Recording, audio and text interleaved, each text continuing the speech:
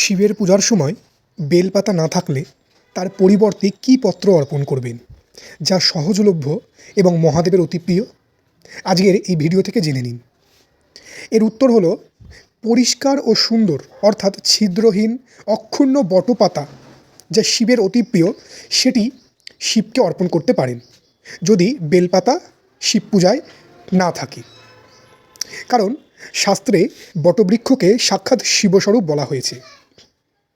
গঙ্গা বা পবিত্র কোনো নদী পাড়ের পরিষ্কার সাদা মাটি অথবা বিকল্প হিসাবে সাদা চন্দন বটপত্রে মাখিয়ে বটপাতার বোটাটিকে বৃদ্ধা ও তর্জনী আঙুলে ধরে অধোমুখ করে এই মন্ত্র পাঠপূর্বক শিবকে অর্পণ করুন।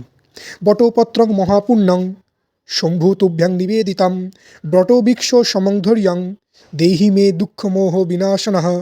ওম শ্রী বটকেশ্বর শিবায় বটপত্রং সমর্পয়ামি।